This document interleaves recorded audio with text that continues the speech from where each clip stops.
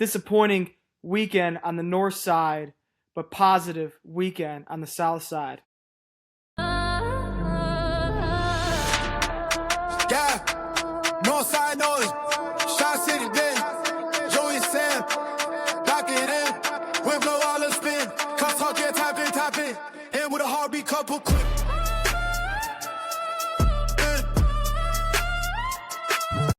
Welcome to episode 6 of the Shy City Den. I am Joey Glickman alongside Sam Van Cleve. We're breaking down the biggest stories, biggest games, and all things Chicago sports. If it's happening in Chicago, we're talking about it. Let's get into it. We got a packed show ahead of us. Cubs lose 2 out of 3 to the Rangers. We got White Sox, big weekend on the south side. They take 2 out of 3 against a really good club in Seattle. And a huge day for the Chicago Bulls as they get the 4th overall pick in the NBA draft. And we'll touch briefly on the schedule release happening this Thursday for the Bears. But let's start with the Cubs. Cubs, disappointing weekend. Dropped 2 out of 3 to the Rangers after a really good Friday night affair. But 2 really, really lackluster performances offensively, scoring exactly 0 runs through Saturday and Sunday. Sam, just a disappointing weekend overall for the Cubs. Yeah, agreed, Joey. But before we get into the Cubs talk, I mean, that intro fired me up. I don't know if it fired you up, but let's take a brief moment before we really get into it. Shout out Nick Diaz for the theme song. I know he's listening to this. He's an everydayer, as they call it. Super happy that he was able to do that. But that's going to be our theme song going forward. We gotta improve. Yes, sir. Our what's the word? Just like efficiency. I don't know. Yeah. Hey, we will. Great way but to shout out Mr. Diaz for that. Yes, but sir. Let's get right into it. Scoreless these last 2 days, and I feel like today was more so of a outcome of Jacob deGrom doing Jacob deGrom things today. I mean, he looked incredible. His stuff was lights out today. His fastball is on a string. The power slider was working well off that power slider cutter, you could call it. But I really feel like the turning point in today's game was in that 5th inning when they had a single and then a double from Jock Peterson. And then that play at the plate happened, the ground ball to Michael Busch, home to Carson Kelly. Kelly kind of paused for a moment. I don't know what that was about, but he paused for like a split second. I don't know if that was like, instincts or whatever. Maybe he thought he got the ball caught up in his glove or something. But it's still a play at the plate, bang, bang, play. We challenged, council challenged right away. And, from the broadcast view and from the angles we were getting, it looked like he was out at the plate and it felt like it was going to get overturned pretty simply. But that wasn't the case. And I kind of felt like that was a turning point in today's game. A lot of run across, and obviously they broke it open in the 8th inning. But yeah, disappointing last few days, but really, and when you're looking at the grand scheme of things, you really can't be all that upset with this ball club because, we can't, it's baseball. Regression is going to hit at some point. I wouldn't even call it regression. It's just you're going to go through rough patches, ups and downs throughout the whole season. And this might be a little rough patch here, but, we got a day off tomorrow and a great chance to bounce back against an incredible club coming up in Atlanta. Yeah, it's a big series coming up. But going back to what you were saying, I don't understand how that play didn't get overturned this afternoon.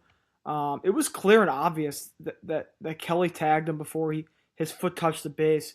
But at the end of the day, that can only take you so far. The Cubs did absolutely nothing offensively today. Give credit where credit is due. DeGrom looked phenomenal. He looked like the DeGrom of old. But yeah, kind of the situational hitting. We got to maybe have a conversation about Mo Baller, maybe him getting a reset. But yeah, starting off with today, just not good enough offensively. And credit JMO for keeping us in this ball game. Agreed. He pitched phenomenal. His changeup is really really good. But I mean, yeah, I even mean, when he got in trouble too, like the damage control was exceptional. Like in that first inning, he let two on, got out of it, got out of another jam, I believe, what in the fourth, I want to say. But overall, really solid day for JMO, and yeah, really kind of speaks to what he's been for this ball club all this year and the past, couple seasons. He's been rock solid for us. There's been lows, but for the most part, he's a guy that we've been able to rely on and take a good chunk of innings, and he gives us quality starts more than he doesn't, I would say. But today it was frustrating. It felt like the only player who really showed up offensively was Nico Horner. yeah. Surprise, He's surprise, struggling. but No, he he has he, been he had a struggling he a had a little rough bit. week. He had a rough week. It was nice to see him get off the schneid a little bit. Let's chat a little bit about Moises. He's what is he like 2 for his last 35 or something.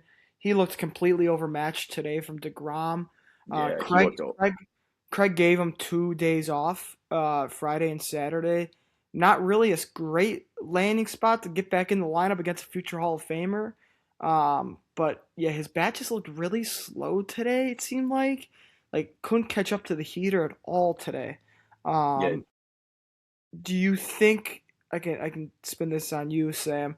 Do you think it might be time to give him maybe a week off, or I don't want to go as far as to say send him down, but yeah, do you think giving maybe Conforto some more playing time and make get Moises some rest, is that a possibility?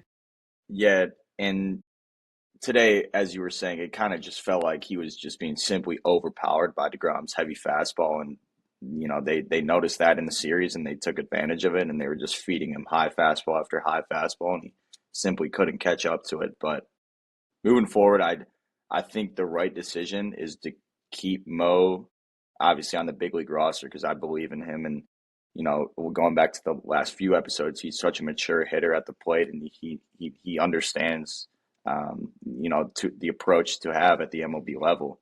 But at the same time, like when you have a guy like Michael Conforto, a veteran hitter off the bench who's well, he's over like 330 right now, right? Something crazy like that at the dish. I think we got to start, giving Conforto some run here. Right, he Just deserves it. simply ride the hot hand right now, Yeah, he because we're deserves it. getting into some pretty big matchups as we look ahead at the schedule.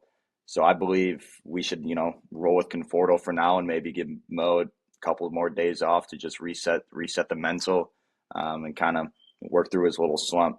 But as we were going back to it, like I strongly believe in the player Mo Baller is. So there's no doubt in my mind that he's going to bounce back and come out of this slump. This is just maybe his first big slump of his big league career, and he's you got to the only way to get through it is to kind of embrace the struggle and grind through it.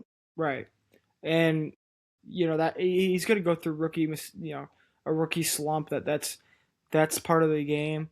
But again, I think Conforto's earned the the playing time to at least DH, and you can argue he's had two of the biggest the biggest hits of the year, with the walk off Absolutely. homer on Monday night and the game tying RBI against the Mets a few weeks ago. And he's deserved it. I'm not going as far as to say he should be hitting two. Craig's been doing that. I don't understand that. I mean, it's been working out. I mean I don't know. I don't think that's the greatest decision in the world. But yeah, I would expect to see him in the lineup on Tuesday, against Grant Holmes and the Atlanta Braves. But yeah, overall, not the greatest weekend for the Cubs. But you got to look at the bigger picture here. They're 27-14. Let's take a brief look at the standings, shall we? Um, Yeah, absolutely. Looking at our first checkpoint is fastly approaching, and that is Memorial Day. We're already 25% through the season today, believe it or not. Cubs are 3.5 up on Milwaukee. Milwaukee's won 4 in a row. They may be back to playing some Brewer baseball. They It walked kind of off the feels like the Yankees. Brewers are starting to brew it right now. No, they're coming, Sam. That's four in a row for them sweeping the Yankees and walking off two straight days. So that's something to keep an eye on. Cardinals, I'm not really concerned about. And Cincinnati won 2 out of 3 this weekend. They're 5 back. But we're sitting up top, 27-14, good spot through what is that, 41 games. Um, but you got a big series coming up against the Braves. A big series to prove yourself. I wanna preview that series a little bit. You got Ray against Grant Holmes on Tuesday with the day off yet tomorrow, followed by Shota Imanaga against J.R. Ritchie. Not familiar with him. He's had 3 starts this year with a 3.63 ERA. So, probably advantage Cubs there. Followed by a very lopsided pitching matchup as Ben Brown takes on Chris Sale. Sam, what are your expectations this week against his Atlanta Ball Club, who's been really, really good? Believe has the best record in the big leagues right now. Yeah, I mean, best record in the bigs right now. They have a 9-game lead right now in the NL East on the second place Philadelphia Phillies. Wow. This is a dangerous ball club right now, Joe. I mean, they're Ronald Acuna list right now, but don't get that mistaken. This is a dangerous team right now. They can hit. They can. I mean, their pitching's been outstanding to this date. Chris Sale is yet again looking like a Cy Young candidate early in this season. It's going to be a tough series in Atlanta. I'm not going to lie. We're going to have to bring the bats back out. Obviously, it's not what you want after 2 scoreless games heading into the best record in the MLB right now. But these are the games you want earlier in the year. It's going to be a test series. It's going to be a fun series. Um, I'm kind of circling that last matchup of Ben Brown versus Chris Sale. I feel like it's going to be a telling game, maybe for Ben Brown. He's been lights out as of recent, but this is kind of a big test and then a crucial part of the schedule right here as it gears up. We got Milwaukee on the horizon coming up, so we're going to need to be playing some of our best baseball, and we truthfully are obviously these past 3 weeks. So this is going to be yet another test early on in the season, and I'm looking forward to it. Yep. It gives me really PTSD when we go out to Atlanta from It what was it, 2 does. seasons Oh ago. man, that say a Uh, fly ball. yeah, that was the end of the road for a magical year. Um, I know we kind of talked, not that much on the Cubs because we got a packed show. Let's move on a little bit. Talk briefly about the White Sox. They just won 2 out of 3 against Seattle.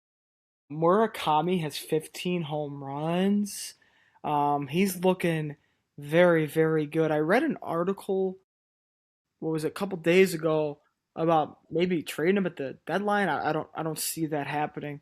But yeah, positive weekend for the Sox. Sox, you're looking at the standings again. Like I said, the first checkpoint is Memorial Day. We're a week and a half away from that. The Sox are only 1 game out of first place. The AL Central is not threatening at all. The Tigers have not been great as of this moment with their ace on the shelf for at least 2 months. Twins aren't very good. Royals, you never know with them.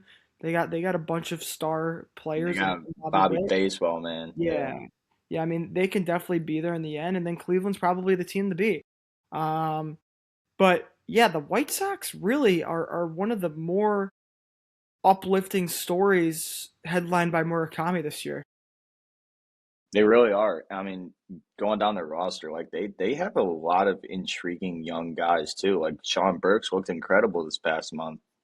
Colson Montgomery is obviously awesome to watch. Meadroth is awesome to watch. I like Miguel Vargas. So they do have a ton of like young, intriguing pieces that are on the rise, and obviously Murakami included. And as you mentioned, the AL Central is just a hot pile of trash right now. So that division's really open for anyone. The whole division's within 2.5 games of each other. So absolutely, as we gear up to this first checkpoint at Memorial Day, if you're a White Sox fan, you absolutely have to think that you can, put yourself in a position to not only compete, but maybe even take the division.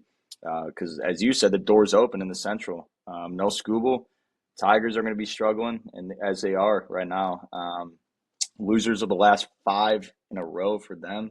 So the Tigers have been on the schneid, but yeah, man. I mean, exciting times in Chicago right now. I can't Yeah, lie. Out of y- all the sports teams, yeah. I wouldn't go as far as say that they're a playoff team. Um, just because they're so young and they're just developing, and you got guys like Vargas who's young and upcoming, like you said, and Montgomery and all those brothers on the south side. Um, but yeah, if you're a White Sox fan, you should be as ecstatic as possible how as these 40 games have gone by. It's been a positive year for them so far, and I wouldn't say. I mean, it really is only looking up. Um, Again, I don't see them trading a guy like Murakami and rental players. If anything, I see them I don't either. maybe extending Murakami within the next month or so. He's got a 2-year deal with an option after this year, which all signs point to him actually opting out with the way he's playing. Um, oh, he'll get paid. He'll get paid, and yeah, only positive things for the White Sox this weekend against a good Mariners team who honestly hasn't been good. The AL this year has been really subpar. The best team in the league is the Rays. They're 13 games over. But like you look at the AL West, the AL West is terrible. It's awful. The A's are leading at 2 games over 500. Um, but yeah, the White Sox, as it stands right now, are sitting in the third wild card spot. So, um, Yeah, and it positive. goes to show how wacky baseball is, right? Because AL is, I feel like we're looking at this this side of the conference or side of the league last year, and like there were some incredible teams that come out of the AL. Obviously, the Blue Jays, the Yanks, both juggernauts.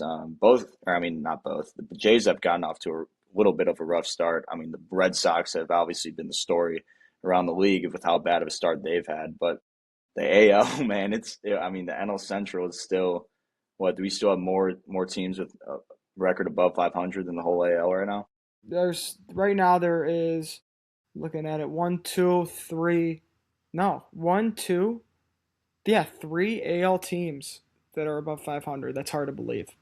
That's hard to believe. That is, It's that's crazy. absurd. It's insane. Um, I but mean, with how baseball works, that could flip in you know, 2 months from now. So right, you for never sure, really know. for sure. And looking a little bit ahead to next week. Next weekend, big 3-game series, the Crosstown Classic, first 3 games on the south side.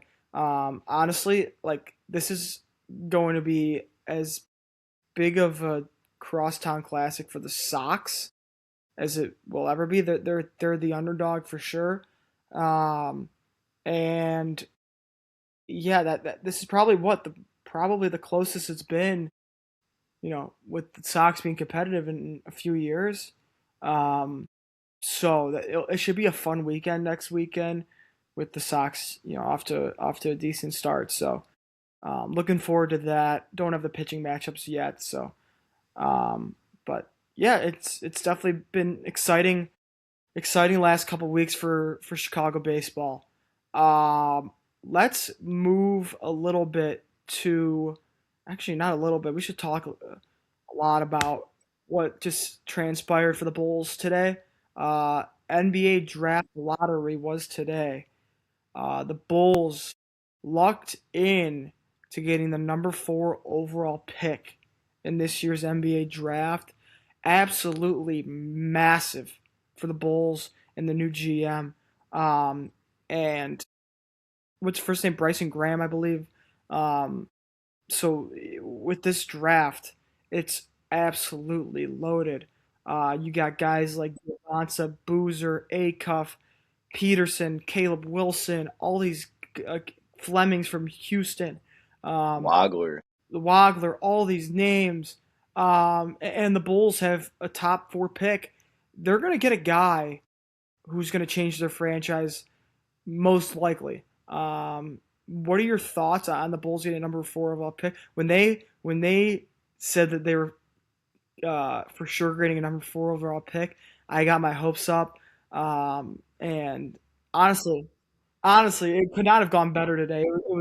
It was really fun to see the Bulls get the number 4 overall pick. Joe, I think for the first time in a lot of years, I'm seeing red. I'm Yeah, seeing red right now. yeah, It's real. I'm telling you, it's real. We have picks 4 and 15 in a loaded draft class. I mean, I couldn't be more excited because you look at this top four. Obviously, DeBanso would probably be the first off the board, but outside of him and Cam Boozer, like it's a loaded class. So if there's a year to be, having two top 15 picks, this is the year because it's a deep draft class. The Bulls are going to get luck out and probably grab a superstar at the fourth overall pick. Maybe Caleb Wilson, Acuff, one of those guys is a name to watch. But it's extremely exciting. You pair him alongside Boozy Vert, Montas Buzelis, and then maybe go grab like a Ade Mara at 15 or something, get a big man. Um, I I feel like we can hit 2 home run picks with our first 2 first round draft picks. yeah. It's like we're talking about it. It's probably the deepest class maybe since I don't even know. Maybe like the Zion draft. Probably just as deep, if not deeper. Pause. But yeah, you're gonna get a guy whether that's Boozer, Acuff, or Caleb Wilson or Flemings. Those guys are franchise changing players, and it's very rare you got at this time in the NBA you get franchise changing players at number 4 overall. In my opinion, at least the past couple of years with the Wembanyama draft was terrible, and the year after that was terrible with I don't even know. Sar, was he the first overall pick that year? I don't even know.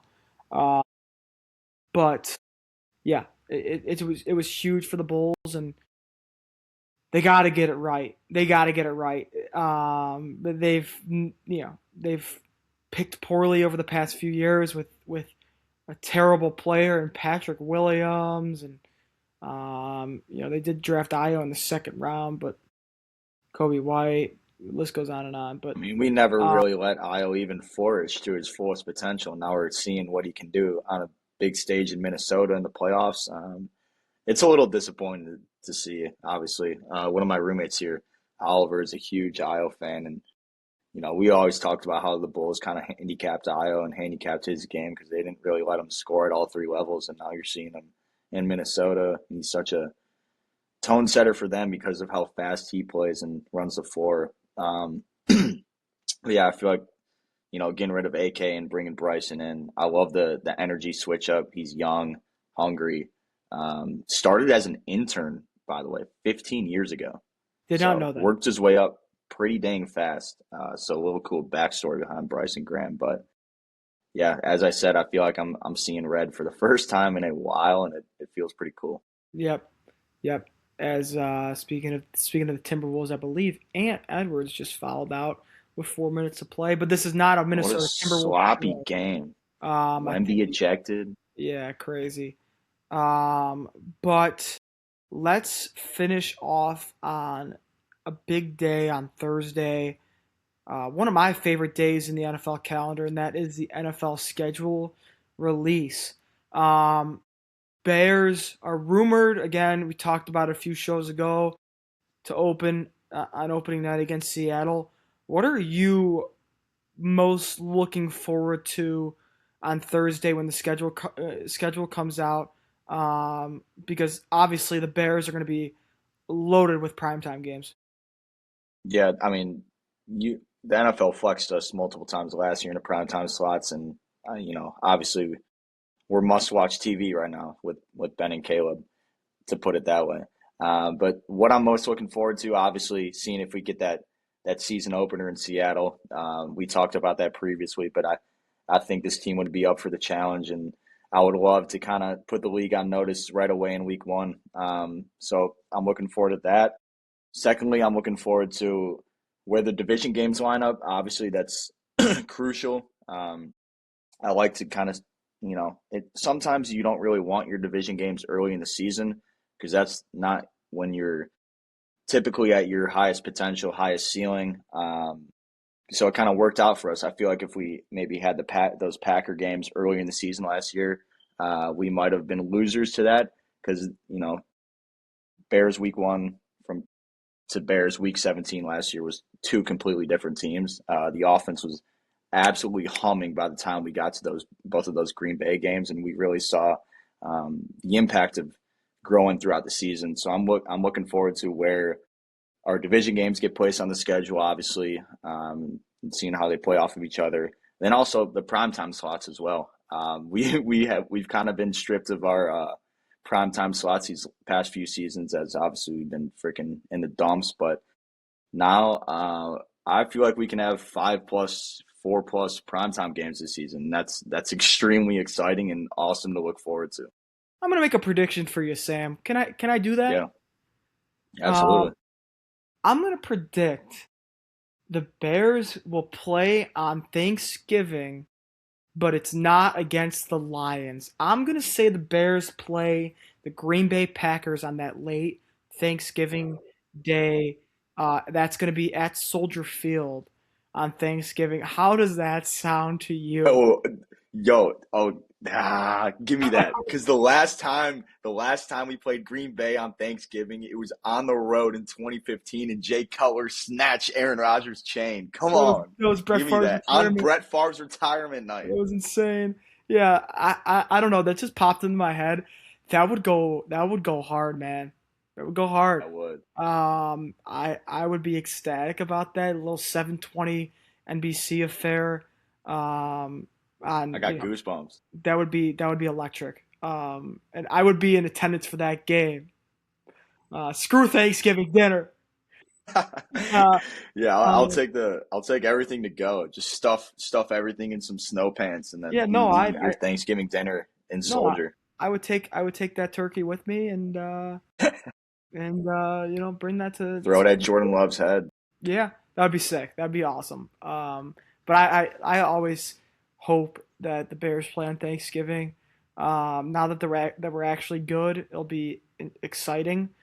Usually when the Bears play on Thanksgiving, they're sitting at 3-9. So, um, any last thoughts, Sam, before we get out of here on this Sunday recording for Monday? One last thought about the schedule.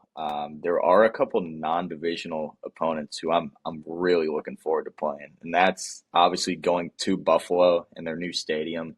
Obviously, that revenge game for DJ Moore. I'm sure he's got that circled on his calendar. So that one I'm looking forward to. New England as well, coming to Chicago. So Yeah, I both of expect it to those be a 10-point non-divisional game games, I'm circling those as well. So yeah, as you said, I think both of those could be in very well in primetime slots. for sure. For sure. Well, I believe that we covered everything. We'll be back on Thursday recapping the Cubs Braves series, talk a little bit more White Sox, and previewing the Crosstown Classic and talking about what will eventually be the Bears' schedule and kind of breaking that down. But yeah, this is episode 6 of the Shy City Den. Again, shout out Nick for the theme song. Um, we'll be improving everything throughout this this process of getting into media. So It's the um, process. yes sir. For Joey Glickman, that is Sam Van Cleve. Thank you for listening to the Shy City Den.